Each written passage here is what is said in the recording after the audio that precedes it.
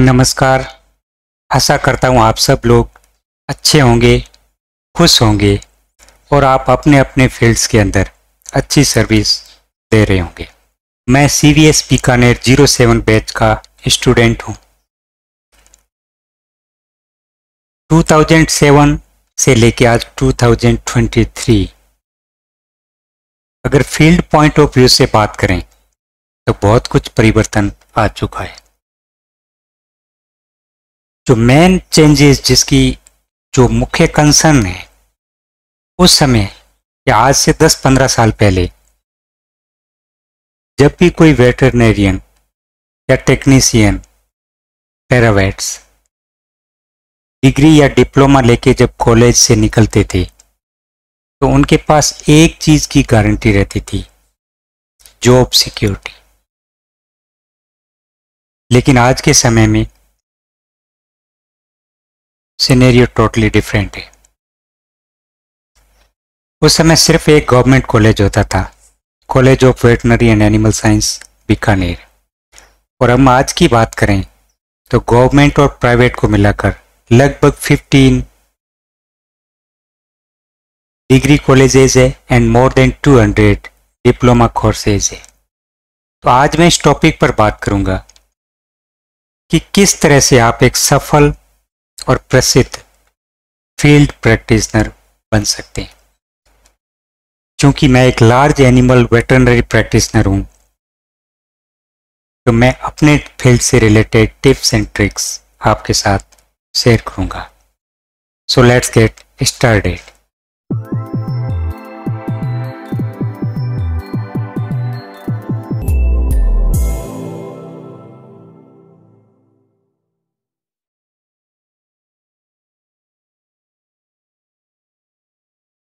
To become a successful field practitioner,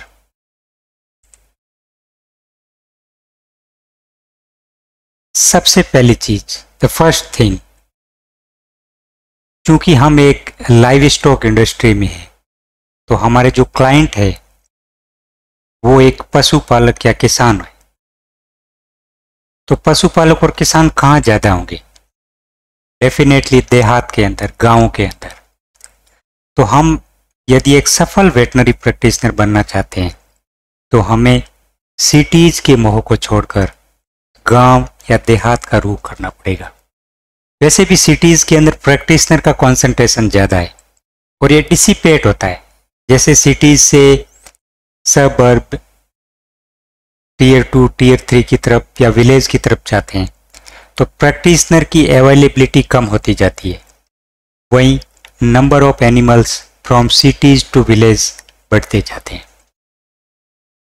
तो एक अच्छे प्रैक्टिशनर को हमेशा अपनी प्रैक्टिस गांव या विलेज से स्टार्ट करनी चाहिए, क्योंकि वहां पर नंबर ऑफ एनिमल्स ज़्यादा है तो वहां पर आपको अपॉर्चुनिटीज ज़्यादा मिलेगी।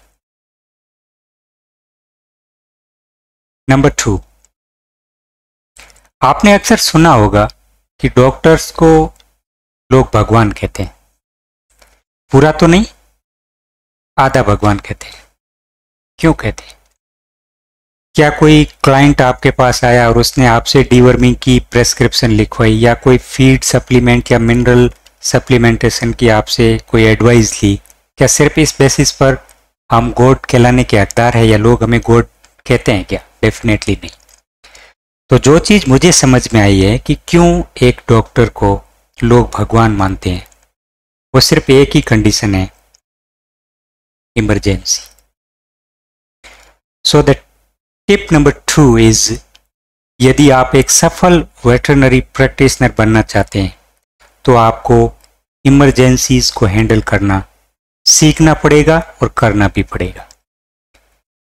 जब हम रात को 2 बजे सो रहे होते हैं और एक कॉल आता है हमारे पास कि डॉक्टर साहब एक गाय पड़ी है जिसकी पूरी बच्चादानी बाहर आके पड़ी है, प्लीज डू समथिंग। और यदि आप उस समय प्रॉम्प्टली रेस्पॉन्ड करते हैं और आप अपना बेस्ट करते, उस केस को सॉल्व करते हैं, then definitely you get the place in heart of people and people call us a god. So Tip number 2 is learn to handle the emergencies and always be ready to handle the emergencies. Veterinary practice and medical practice में बहुत सारी differences है, लेकिन जो एक खास difference है, medical practice में प्रेस्क्रिप्शन लिख दी जाती है, मेडिसिन कोई और डिस्पेंस करता है। लेकिन वेटरनरी प्रैक्टिस में यदि हम एक सफल वेटरनरी प्रैक्टिशनर बनना चाहते हैं तो हमें अपनी मेडिसिन खुद डिस्पेंस करनी पड़ेगी, क्योंकि यदि हम प्रेस्क्रिप्शन लिख के दे देते हैं तो वो जो क्लाइंट है वो प्रेस्क्रिप्शन लेके किसी केमिस्ट की शॉप पे जाता है, वहाँ से पता नहीं वो केमिस्ट उसको क्या देता है, फिर वो लाके पता नहीं किससे क्या लगवाता है और कहाँ लगवाता है, तो एक बहुत लंबा गैप हो जाता है। इसलिए यदि आप एक सफल प्रैक्टिशनर बनना चाहते हैं तो आपको अपनी मेडिसिन खुद रखनी पड़ेगी, अच्छी मेडिसिन, और आपको खुद जो है मेडिसिन को डिस्पेंस करना पड़ेगा।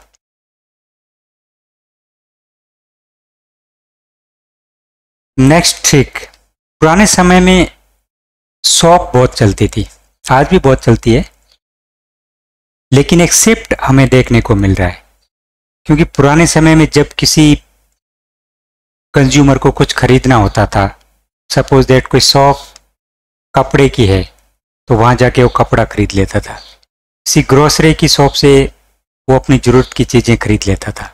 लेकिन आज अलग अलग शॉप की बजाय लोग एक मॉल से शॉपिंग करना ज़्यादा प्रेफर करते हैं, क्योंकि वहाँ पर उसे अपनी ज़रूरत की सारी चीज़ें मिल जाती है।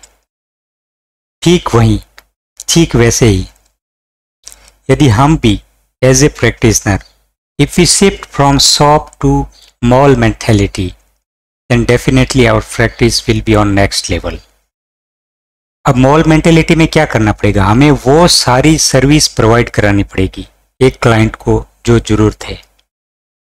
हमें आर्टिफिशियल इंसेमिनेशन भी करना पड़ेगा, पीडी भी करनी पड़ेगी, ट्रीटमेंट भी करना पड़ेगा, एक्सटेंशन वर्क भी करना पड़ेगा,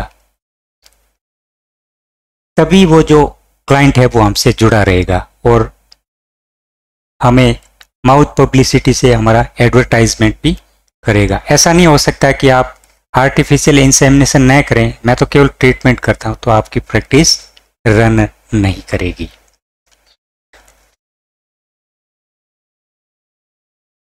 आप एक स्किल्ड पर्सन भी है, आपकी अवेलेबिलिटी देहात और गांव में भी है, आप खुद मेडिसिन भी डिस्पेंस करते हैं, लेकिन यदि आप सोशली एक्टिव नहीं हैं,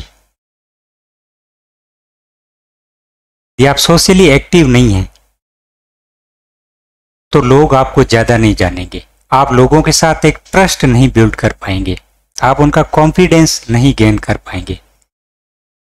then tip number 5 is you need to be socially active. आपको अपने क्लाइंट को फ्री समय में वैक्सीनेशन के फायदे बताने पड़ेंगे, आर्टिफिशियल इंसेमिनेशन के क्या फायदे हैं उनको एजुकेट करना पड़ेगा, वो अपने प्रोडक्शन को कैसे बढ़ा सकते हैं टीच करना पड़ेगा, मिनिमम इन्वेस्टमेंट से कैसे मैक्सिमम आउटपुट पा सकते हैं, इन सब चीज़ों को उनको एडुकेट करना पड़ेगा। और यदि हम ऐसा करते हैं तो हम एक स्ट्रॉन्ग कनेक्शन क्लाइंट और हमारे बीच डेवलप कर पाते हैं, तो एक अच्छा ट्रस्ट बिल्ड कर पाते हैं, तो हमारी जो प्रैक्टिस है वो डेफिनेटली एक नेक्स्ट लेवल पे होगी। नंबर 6, हम डॉक्टर्स हैं ना, बिजनेस स्किल के मैटर में बिल्कुल जीरो है और हम सीखना भी नहीं चाहते। अक्सर हम इस मेंटलिटी में रहते हैं कि इस चीज़ से हमें क्या लेना देना, और जब भी हमारे पास प्रैक्टिस से थोड़ा बहुत अर्निंग आती है तो हम उस अर्निंग को फट से किसी अच्छे व्हीकल में इन्वेस्ट कर देते हैं, जबकि हमें सीखना चाहिए कि किस तरह से 1 रुपये को 4 रुपये में बदला जाए। क्योंकि यदि हम सेविंग्स में दक्ष रहते हैं, एक अच्छी बिजनेस स्किल को डेवलप करते हैं, तो जब कभी भी हमारी प्रैक्टिस वीक होती है या जब कभी भी फाइनेंशियल सेटबैक्स आते हैं, तो जो हमारी सेविंग्स है वो हमें मदद करती है। Invest in skill set and learning. अक्सर क्या होता है कि जब भी हम किसी कॉलेज से पास आउट होते हैं डिग्री लेके, तो हम मान लेते हैं कि बस मुझे सब कुछ आता है या सब कुछ पा लिया मैंने, अब और कुछ करने की जरूरत नहीं है। ये मेंटेलिटी हमें बहुत ज़्यादा लॉस करती है। इस मेंटेलिटी से हम ग्रो नहीं कर पाते। यदि हम एक सफल वेटरनरी प्रैक्टिशनर बनना चाहते हैं तो हमें हमेशा ग्रोथ मेंटेलिटी को एडॉप्ट करना पड़ेगा। हमें पूरी जिंदगी एक स्टूडेंट बन के रहना पड़ेगा। हमें हमेशा लर्निंग में इन्वेस्टमेंट करना पड़ेगा। बुक्स पढ़ सकते हैं, और आजकल तो वैसे भी डिजिटलाइजेशन का ज़माना है। आप वेबिनार ज्वाइन कर सकते हैं, डिफरेंट न्यूज़लेटर को सब्सक्राइब कर सकते हैं, पॉडकास्ट सुन सकते हैं। आजकल कई ऑनलाइन प्लेटफॉर्म है जहां पर आप अपनी स्किल सेट को, आप अपनी लर्निंग को इम्प्रूव कर सकते हैं। तो ये कुछ टिप्स एंड ट्रिक्स थे जिन्हें यदि आप अपनी प्रोफेशनल लाइफ में इनकॉर्पोरेट करते हैं, then definitely if you want to go deeper with such kind of material, I would encourage you to subscribe my YouTube channel. You can download the Vetspreneur Academy app from Google Play Store. आने वाले समय में मैं ऐसे ही materials आपके लिए लाने वाला। Thank you so much for being with me and I'll see you soon. Thank you.